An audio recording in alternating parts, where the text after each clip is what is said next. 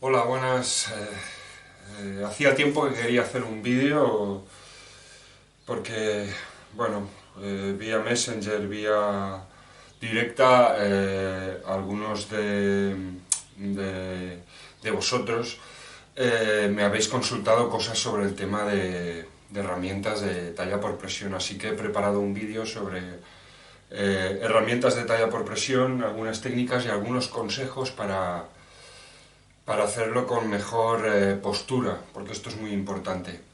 Las que nos dedicamos a la talla elíptica, en algunos casos llegamos a ese punto de obsesión en el que dedicamos muchas horas, a veces en periodos de nuestra vida, a veces de forma continuada, y como todo en esta vida, hasta cualquier ratón, un carnicero con los cuchillos, pues los gestos repetidos, y más si son un poco agresivos en cuanto a fuerza, tensiones, posturas extrañas, suelen generar problemas. De hecho, yo tengo bastantes problemas en algunas articulaciones y a causa de haber dedicado tantas horas al tema de retoque, de fabricación de puntas de flecha principalmente. Y nada, quería preparar aquí unos consejos que espero que os vayan bien, porque es muy importante, porque en realidad hablo por experiencia propia. Puedes hacer puntas de flecha de cualquier manera. Te puedes imaginar boca para abajo, pues si voy a hacer puntas de flecha boca para abajo. Al principio será muy difícil, pero al final encontrarás la manera de hacerlo. ¿Qué quiero decir con esto? Que es muy importante que escojas bien la postura, porque esa postura normalmente lo que va a pasar es que te vas a acostumbrar a ella, vas a dedicar muchas horas y te vas a acostumbrar a ella y vas a conseguir buenos resultados con ella y por lo tanto luego será muy difícil. Explico mi caso.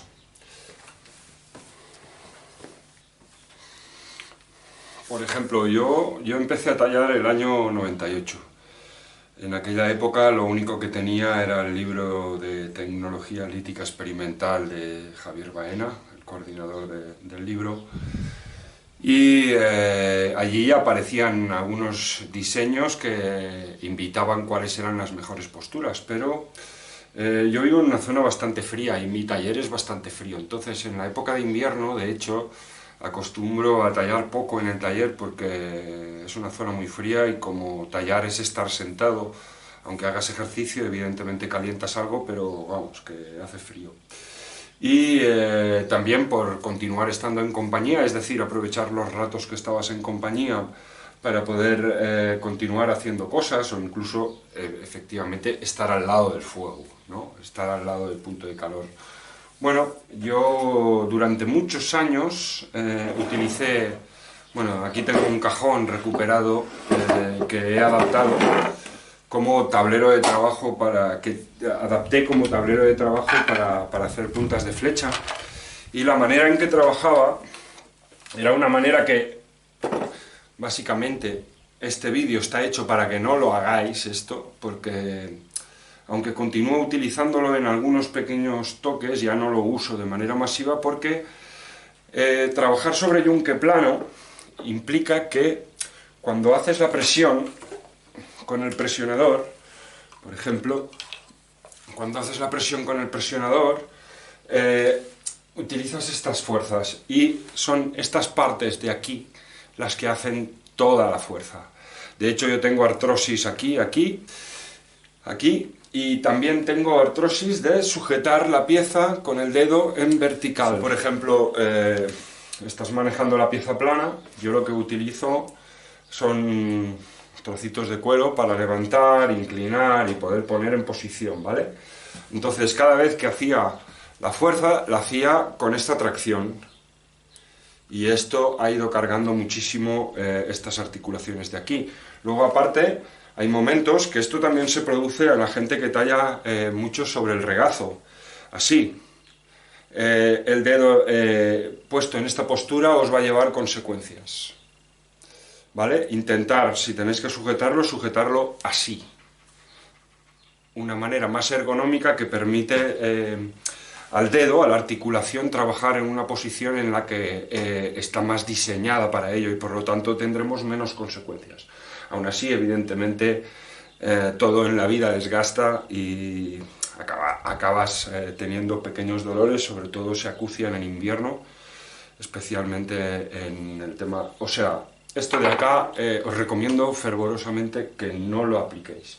Como veis aquí en el tablero tenía también mis cajitas para la colección de referencia de pequeñas lascas. Por ejemplo, aquí tengo muescas de flexión, que son un accidente de talla que caractericé en el 2015 en un artículo que publiqué. Aquí tengo también las Mickey Flakes, o sea, las lasquitas de aletas, de muesqueo. Y bueno, así puedes guardar un poco, en mi caso, tengo mucho interés por la colección de referencia. Así, evidentemente yo hablo de mi experiencia. La manera de retocar. Bueno, esto es un saco de cuero que es muy práctico. Si estás tallando en tu taller, pues no hay ningún problema porque puedes dejar volar las esquirlas, pero si se talla en el campo, cosa que no me gusta nada tallar en el campo a mí por el riesgo a contaminación, o estás en un espacio donde no quieres que las esquirlas caigan, esto va muy bien. Bueno, nuestra anatomía está preparada para hacer muy bien el ejercicio de tenaza, es decir, hacer la fuerza mano contra mano, brazo contra brazo. Y de esta manera se puede hacer una tracción mucho más correcta. Tanto con easy stick como con presionador, la mejor manera de trabajar, bajo mi punto de vista, es colocar la pieza aquí y hacer la fuerza así.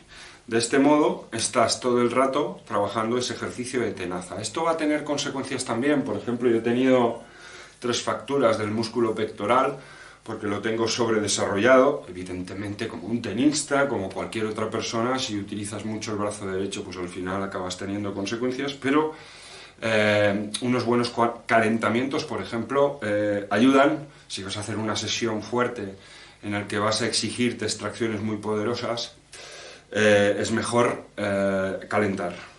Bueno, entonces para mí este ejercicio, con la ayuda conocida tanto en técnica esta como en técnica de easy stick, el uso de las rodillas, las piernas, para acompañar en la presión. Esto es súper beneficioso. Yo al principio era escéptico, pero aumenta muchísimo la potencia de las extracciones. Las herramientas. Bueno, hay 2 maneras de enfocar esto de las herramientas, ¿no? Una que es siendo estrictos con el registro o con las posibilidades técnicas, tecnológicas que hay para el montaje de un mango, por ejemplo. Es decir, si yo aquí, por ejemplo, es evidente que he utilizado un taladro para hacer el agujero y he encajado una varilla de cobre.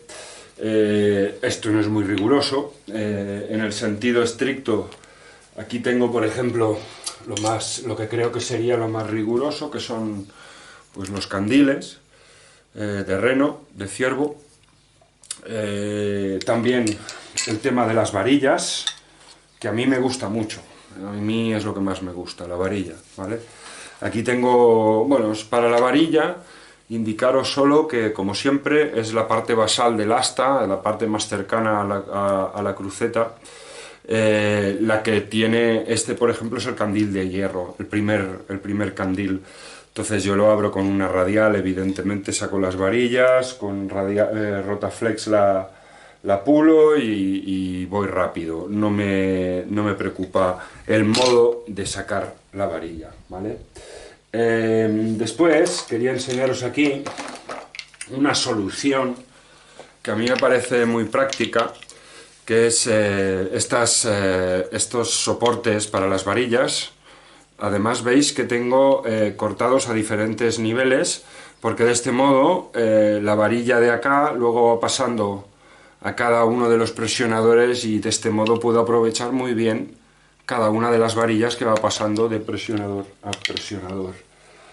¿Qué más? Bueno, también lo puedes hacer con asta. Este es asta de reno, además lo decoré con sílex, igual que este de aquí.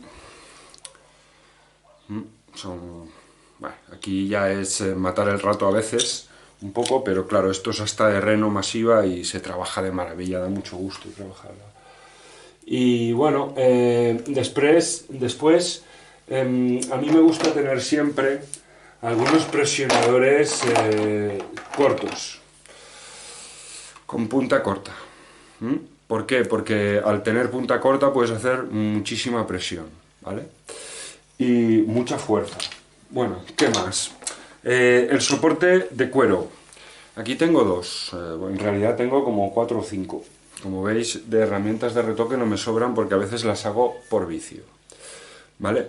Y ahora os explicaré un poco en las técnicas de retoque, os explicaré un poco cómo utilizo estas protecciones, con la ayuda, sobre todo, de pequeñas piezas de cuero que me ayudan a levantar, a dejar el hueco en la pieza para la extracción. Aquí tengo además punzones de hueso. En muchos lugares del mundo no hay cérvidos y por lo tanto sabemos que utilizaban retocadores de hueso. Para los retocadores de hueso recomiendo estos dos, por ejemplo, los uso muy poco porque tienen la punta muy fina y el hueso es muy poco elástico y por lo tanto es fácil romperlo, así que es mejor tener una varilla tirando a gruesa como esta y aguzar solo el extremo, ¿vale? Porque así debilitamos mucho menos la pieza. Como veis, aquí tengo piezas de cuero adaptadas para que me encaje todo. Bueno, soy un poco ordenado y me gusta que todo esté así un poco fácil de guardar y de ordenar. Como veis, aquí tengo también los punzones de cobre, estos importan menos.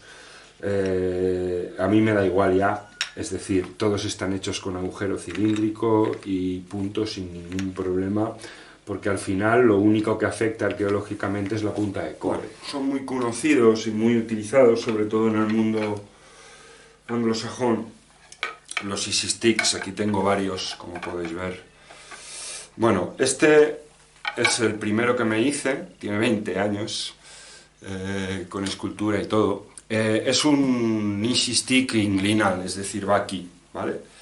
Y la verdad es que lo uso bastante, tiene mucha potencia, como veis la punta es relativamente corta, para evitar la flexión y la fractura, puesto que normalmente con este Easy Stick es cuando ejerzo más presión. Aquí tengo otro, también un poco decorado, y bueno, en realidad el sistema que utilizo aquí es el mismo que el de los presionadores, ¿vale?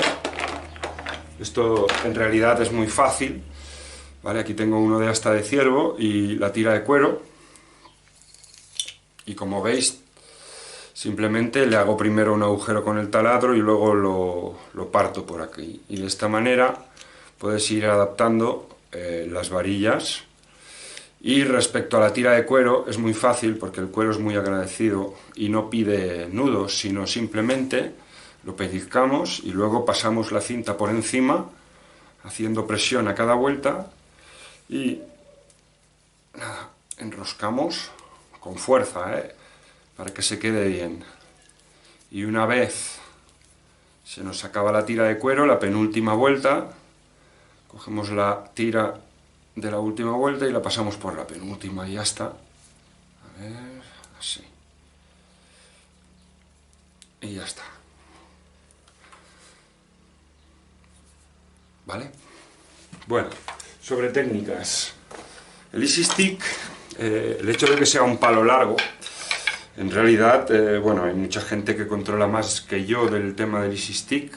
De hecho, yo suelo usar más esto, pero bueno, esto consiste en apoyar el palo en la cintura, dejar volar el Easy Stick hasta acá, y de este modo puedes a ver, puedes ejercer muchísima presión. Como os comentaba antes, yo combino el uso de la protección con un trocito de cuero. ¿Por qué? Por ejemplo, ahora voy a hacer solo una extracción de prueba sobre esta arista de aquí. Entonces apoyo el trocito de cuero en el lateral y de este modo dejo en vuelo la zona que voy a hacer la extracción. para hacer la buena presión, yo recomiendo sentaros en el canto de la silla, no os sentéis en la parte de abajo, porque el ejercicio es mucho más fácil, puesto que puedes manejar mejor la presión con tus piernas. Y simplemente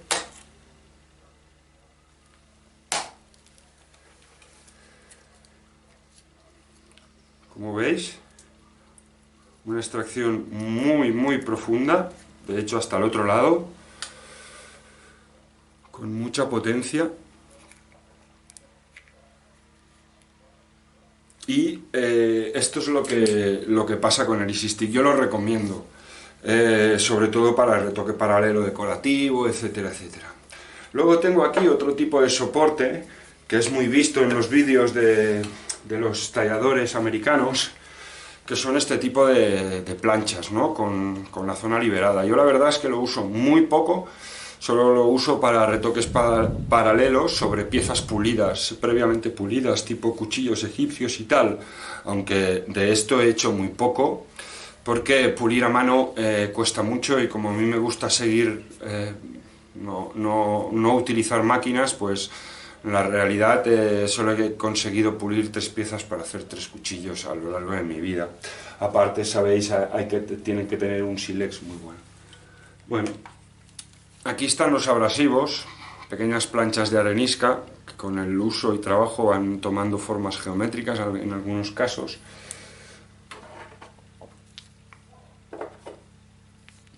Areniscas con diferentes durezas. Esta es muy blanda, esta es muy dura, y esta también es muy dura. Entonces combino, siempre tengo una de dura, una de blanda, dependiendo del tipo de trabajo que quiera hacer.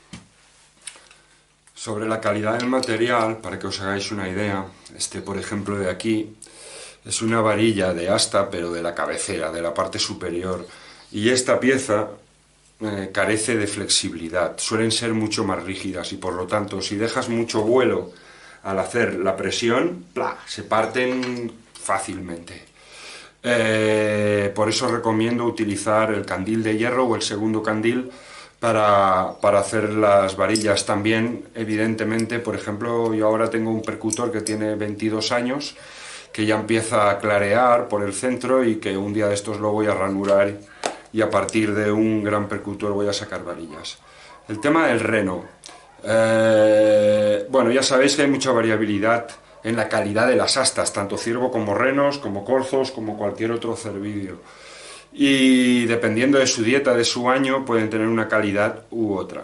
Y en este caso, yo por ejemplo, de reno tengo de Finlandia, tengo también reno de los Pirineos, y tanto uno como el otro, que son muy densos, y considero, aunque no tengo mucha experiencia en el tema, que son de alta calidad, muy buenas cuernas, las varillas a mí no me funcionan, se deshacen con mucha velocidad. No recomiendo la varilla de reno para hacer presión, sinceramente.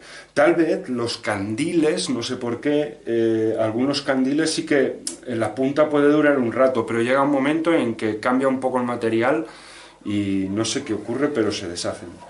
Se ha hablado mucho del tema del tratamiento térmico del asta de ciervo. De hecho, aquí tengo una reproducción del lápiz, del retocador que llevaba Otzi consigo, hecho con madera de tilo, tallado con hacha de cobre, y luego una varilla de asta de ciervo que aprovecha el canal medular que tiene de manera natural el tilo, y a base de golpes incrustado, simplemente. La varilla de ciervo la traté térmicamente, como sugería el hallazgo, bueno, la publicación sobre el hallazgo del retocador de Otzi.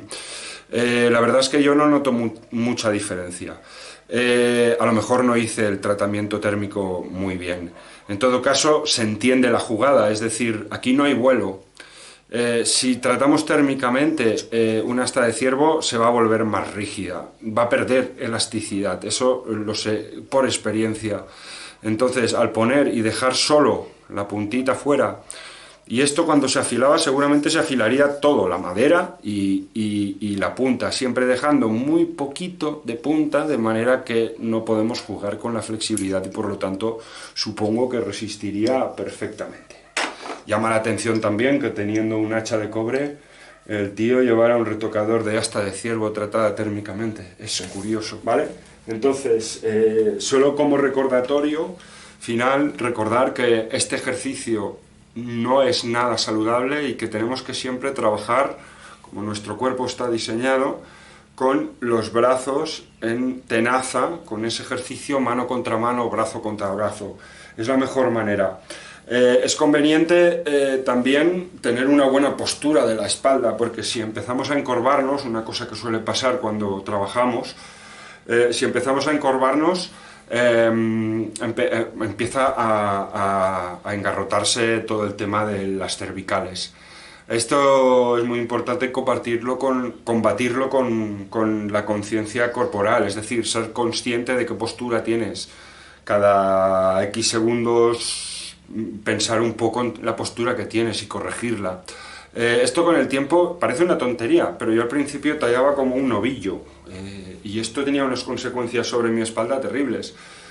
Con esta conciencia corporal y también con una postura relajada, el uso de ejercicios de calentamiento previos, que serían presionar los brazos entre sí, coger una columna o un peso y hacer ejercicio para que tu pectoral, el mío el diestro, el de los zurdos era el izquierdo, poderlo calentar. Todo esto es bastante importante.